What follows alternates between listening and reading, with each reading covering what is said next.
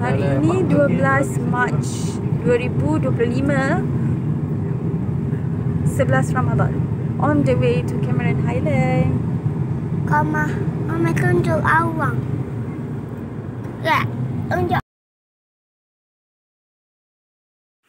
So alhamdulillah, buat kesekian kalinya kami berjaya menginap di RPP Berincang. This is our favourite places.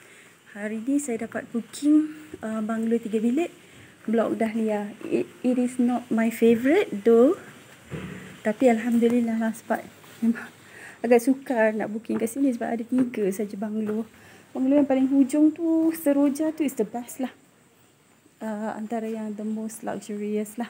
So ni kawasan compound untuk kita barbecue ke apa.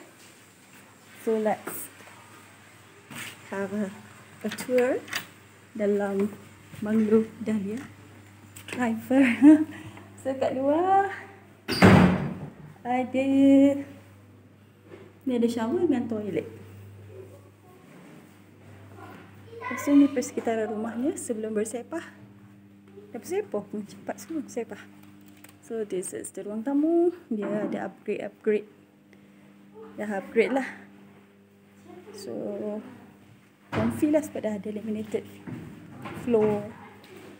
And ada 3 bilik.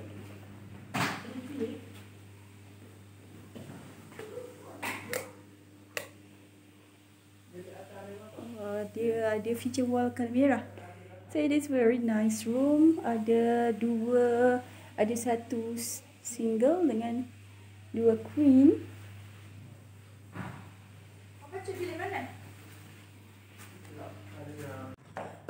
So this is the second room. Dia punya kapasiti bersama, 1 queen dan juga 1 single. So kat sini ada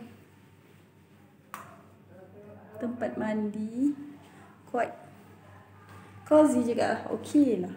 Dengan 150 semalaman. Ini adalah rumah rehat peranginan persekutuan untuk kawan servant. So area dapur ada microwave. Dulu boleh masak tapi lately memang tak dibolehkan masak. So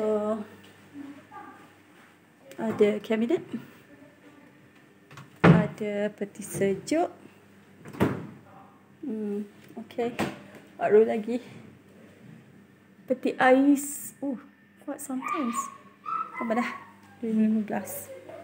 So kita explore ke bahagian atas. Ya. So dia dah upgrade lah. Naik tak apa, turun sakit. Upgrade bahagian tangga dah di upgrade. Dulu tak ingat lah, carpeted ke. So this is the master bedroom dekat bahagian atas. So ada 2 queen, 1 king dan 1 settee.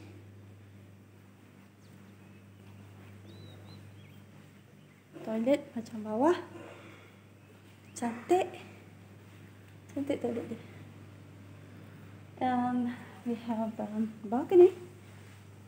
Balcony sangat cozy.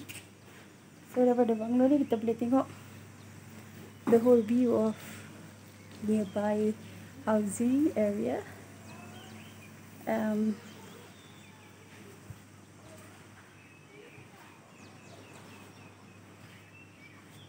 RPP ni penuh walaupun hari ini di mid of Ramadan.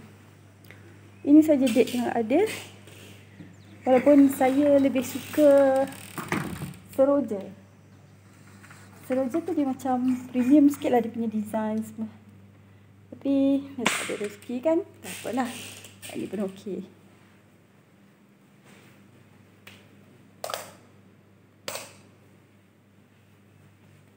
Buka lampu sikit.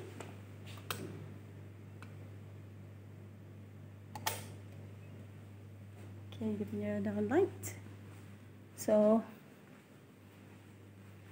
cozy lah. So room for satu kat sini. So itu saja. Okay, let's enjoy. Alhamdulillah.